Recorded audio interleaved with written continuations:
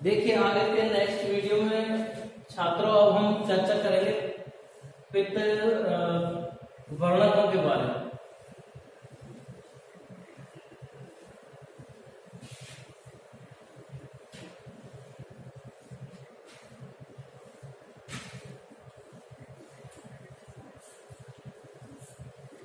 पित्त रस में क्या क्या चीजें हमने बताया था। पित्त रस में 89% जल है, बाकी 11% में क्या है, पित्त वर्णक है, पित्त लवण है, एंड सॉलिड्स हैं, लेसिथिन है, फॉस्फोलिपिड है, जिसमें से हम पित्त लवण के बारे में पिछले वीडियो में पढ़ चुके हैं। अब हमें पित्त वर्णक के बारे में समझना है। देखिए वैसे तो पित्त वर्णक मुख्य रूप से पित्त रस में जो हरे पीले रंग का बनता है उसमें पित्त वर्णक दो हैं, जिनको हम बिलीरुबिन और बिलीवर्डिन के नाम से जानते हैं। बिलीरुबिन, आपको दोनों के नाम इंपॉर्टेंट रखने हैं, एंड बिलीवर्डिन।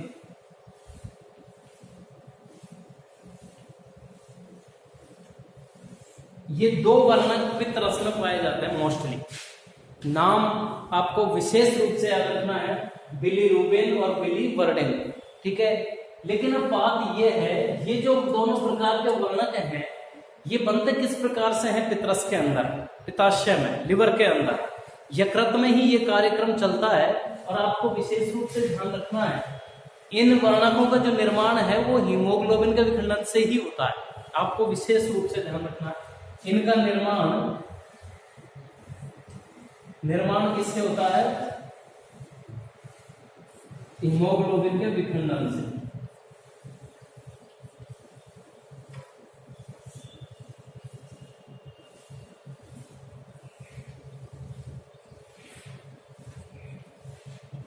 मैं शॉर्ट में बहुत अच्छे टिप्स बता रहा हूं, आपको गौर करना है छात्रों। पित्त वर्णकों में, पिगमेंट्स में कौन से दो वर्णक मुख्य रूप से पाए जाते हैं, बिलीरुबिन, दूसरा बिलीवर्डिन। इन दोनों का ही निर्माण किससे होता है, हीमोग्लोबिन के टूटने से होता है, हीमोग्लोबिन के विखंडन के द्वारा होता है। कहां पर होता है, यकृत के अंदर होता है। आपको इतना समझ में आ गया, ठीक है। अब दोनों की कंडीशन को थोड़ा और समझना है। कंडीशन ये होती है, बिलीरुबिन जो वर्णक है, बिलीरुबिन वर्णक आंत्र में जीवाणुओं के द्वारा दूसरे वर्णक में कन्वर्ट हो जाता है। और ऐसा पाया गया है कि जो बिलीरुबिन है, बिलीरुबिन जो है मेजोबिलीरुबिन में कन्वर्ट होता है।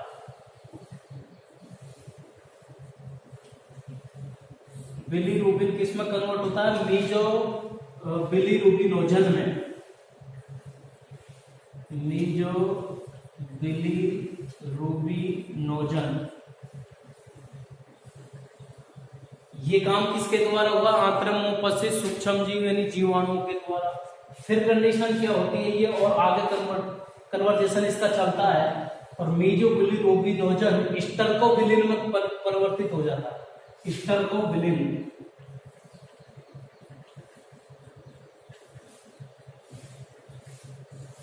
स्टर्कोबिलिन में कन्वर्ट हो जाता है। ये स्टर्कोबिलिन फिर ऑक्सीडेशन के द्वारा मीजो स्टर्कोबिलिनोजन में बदल जाता है, मीजो स्टर्कोबिलिनोजन में बदल जाता है।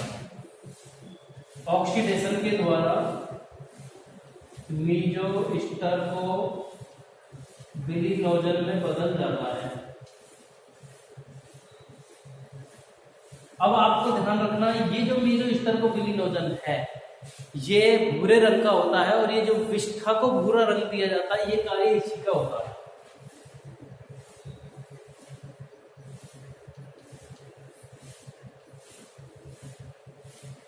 विष्ठा को भूरा रंग प्रदान करने का काम ही स्टर्कोबिलिन का होता है। कन्वर्जेशन के बाद आपको विशेष रूप से याद रखना है। दूसरी कंडीशन यह है, बिलीरुबिन के साथ बिलीवर्डिन जो घटक है, कुछ मात्रा में क्या होता है, आंत्र के द्वारा अवशोषित कर लिया जाता है। दोनों प्रकार के वर्णकों को आंत्र के द्वारा अवशोषित कर लिया जाता है, और ये अवशोषण के पश्चात रुधिर के माध्यम से किडनी की कोशिकाओं तक पहुंच जाते हैं, वृक्क तक ये पहुंच जाते हैं, और वृक्क में पहुंचने के बाद बिलिरुबिन और बिलिवर्डिन यूरोक्रोम में कन्वर्ट होते हैं। किसमें बदल जाते हैं? यूरोक्रोम में। ये काम कहां पर हुआ? किडनी में।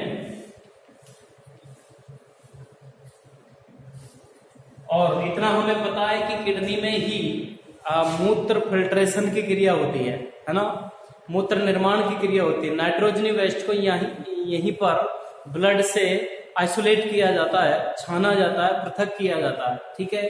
इसीलिए यूरोक्रोम जो कि वर्णक है, वर्णक कोई पाचन नहीं करवाता है, उत्सर्जी पदार्थ है, इसको भी शरीर से बाहर निकालना होता है, इसलिए ये भी मूत्र के साथ बाहर निकलता है।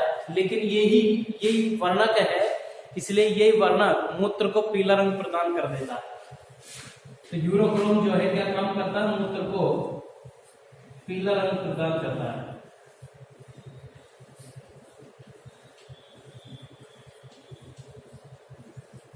ठीक है, आपको समझ में आ गई होगी। स्टर को बिलिवर्डिन स्टर को बिलिन में बदलने के बाद विष्ठा को भूरा रंग प्रदान करता है। ये दोनों प्रकार के वर्णक कुछ मात्रा में किडनी में पहुंचने के बाद यूरोक्रोम बनाते हैं। यूरोक्रोम भी वर्णक है, वर्ज्य है, कोई औचित्य शरीर में इसका नहीं होता है, इसको भी बाहर निकालना पड़ता है। ये बाहर किसके साथ निकलेगा? मूत्र के साथ। और ये वर्णक मूत्र को कैसा रंग देगा? पीला रंग देने का काम करता है। तो ये पॉइंट, ये दोनों प्रकार के वर्णकों के बारे में आपको इतना सी हिस्ट्री थोड़ा सा याद रखना है। अब देखिए, पित्त वर्णकों के अलावा क्या नाम से पित्त रस में कोलेस्ट्रॉल और लेसिथिन भी पाए जाते हैं।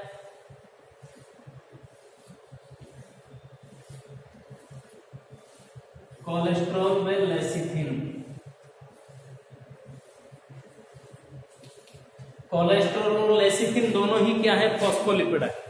आपको ध्यान रखना है, कोलेस्ट्रॉल भी फॉस्फोलिपिड है, लेसिथिन भी फॉस्फोलिपिड है। ये भी कुछ मात्रा में पित्त रस के अंदर पाए जाते हैं, लेकिन और कुछ मात्रा में देखिए बॉडी में भी ये संश्लेषित हो जाते हैं। लेकिन देखिएगा, इनका भी अपना कोई विशेष योगदान नहीं होता। ये भी उत्सर्जी पदार्थ के रूप में बाहर निकाले जाते हैं, उत्सर्जी पदार्थ के रूप में बाहर निकाले जाते हैं। इसी प्रकार हम अकार्बनिक लवणों की बात करें, अभी जो पढ़ रहे थे ये सारे कार्बनिक थे। अकार्बनिक इनऑर्गेनिक साल्ट में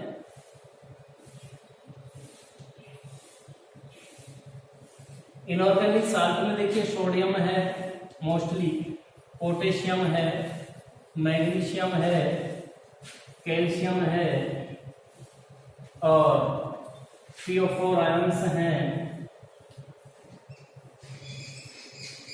कार्बोनेट वगैरह हैं, CO3-2। तो इस तरह के जो कंपोनेंट पाए जाते हैं जो इनऑर्गेनिक साल्ट बनाते हैं, कुछ थोड़ी मात्रा में पित्त रस के अंदर ये इनऑर्गेनिक कंपोनेंट भी उपस्थित होते हैं। ठीक है, अब कंडीशन देखिए ये आती है कि ये जो पित्त रस है कंप्लीटली जो इन सब से बना, जिनका जिक्र हम यहाँ कर रहे थे, उनका नियमन या नियंत्रण किस प्रकार से होता है? पित्त रस का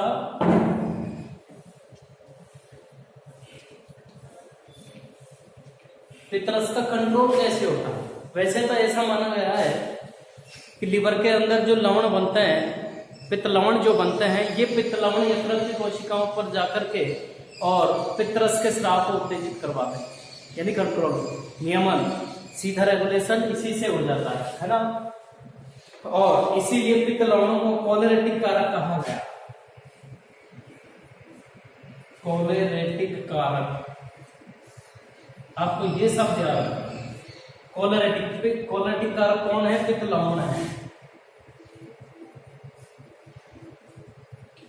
पित्त लवण ही कोलेरेटिक कारक हैं। कहने का मतलब पित्त लवणों के द्वारा ही, पित्त लवणों जैसे ही और अन्य पदार्थों के स्राव का नियमन किया जाता है, इसलिए को शब्द लगाना है सह कारक के रूप में। ठीक है, कहने का अर्थ ये हुआ पित्त लवण यकृत की कोशिकाओं पर जाते हैं और पित्त रस के स्राव का नियमन करते हैं, पित्त रस के स्राव को उद्दीप्त करते हैं, ऐसा माना गया, इसलिए कोलेरेटिक कारक हो गया। अब कंडीशन ये आती है, आंत्र में जो भोजन आता है, आंत्र में जो भोजन आता है उसमें जो वसा के अणु पाए जाते हैं, उन वसा के अणुओं से उत्तेजित होकर के कोलिसिस्टोकाइनिन नामक हार्मोन निकलता है। इंपॉर्टेंट है, हार्मोन का नाम आपको याद रखना, कोलिसिस्टोकाइनिन।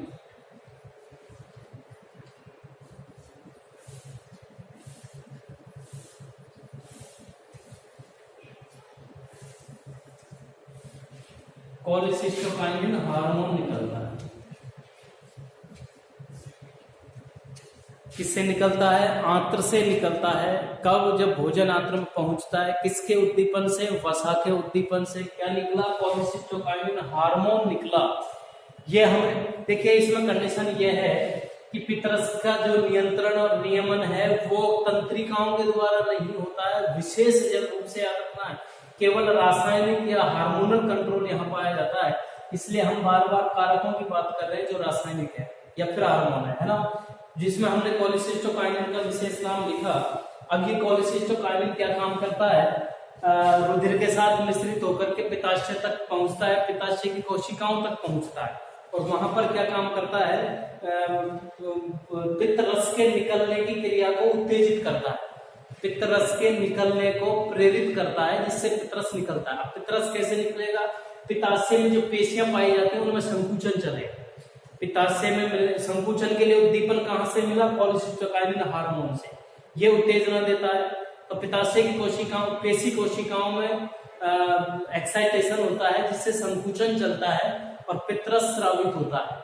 नहीं, पित्तरस स्रावित होता है, उसमें एक क्या नाम से पित्त नली में एक स्फिंक्टर पाया जाता है, अवरोधनी पाया जाता है, जिसको ओडाइन स्फिंक्टर बोलते हैं। ओडाइन स्फिंक्टर, ये शब्द भी आप इंपॉर्टेंट है, इसको भी रखना है। कोलिसिस्टोकाइनिन हार्मोन के नाम विशेष रूप से याद रखना है। ओडाइन स्फिंक्टर क्या है? जो पित्त वाहिनी है, पित्ताशय से निकल के जो ग्रहणी की लुमेन तक आती है, पित्त वाहिनी जो है उसकी गुहा में ओडाइन स्फिंक्टर पाई जाती है। ये ओडाइन स्फिंक्टर पित्त रस को क्या नाम से ग्रहणी की गुहा तक जाने देता है। ठीक है, पेशियां यहाँ पर लगी होती हैं, वो शिथिलन करते हैं, स्फिंक्टर खुल जाता है और पित्तरस जो है ग्रहणी की गुहा तक पहुंच जाता है। तो इस तरीके से पित्तरस का हार्मोन्स के द्वारा रासायनिक कंट्रोल किया जाता है, तंत्रिकाओं का यहाँ कोई मामला नहीं होता है। ये कंप्लीटली जो प्रोसेस हम समझ रहे थे, है ना, पित्तरस से संबंधित, पित्ताशय और लीवर से संबंधित, तो इसको तो यहाँ हमने समझ लिया है। अब हम दूसरी ग्रंथि अग्नाशय की चर्चा इसमें करेंगे। अग्नाशय, चूंकि पित्ताशय यकृत में पाया जाता है, जो पित्त रस निकालता है। पित्त रस में क्या क्या थे? पित्त लवण, पित्त वर्णक, लेसिथिन, कोलेस्ट्रॉल, अनऑर्गेनिक लवण, ये सारे जिनकी चर्चा हम कर चुके हैं, है ना, ये सारे मिलकर के पित्तरस बनाते थे। फिर पित्तरस का नियमन कैसे हुआ वो भी हम जान चुके हैं हार्मोन के द्वारा। अब हमें अग्नाशय रस और अग्नाशय ग्रंथि के बारे में समझना है, जो हम नेक्स्ट वीडियो में करेंगे, है ना। क्योंकि अग्नाशय रस और पित्तरस दोनों ही नलिकाओं के द्वारा ग्रहणी की गुहा में छोड़े जाते हैं और पाचन की क्रिया संपन्न होती है आगे चलकर। ठीक है।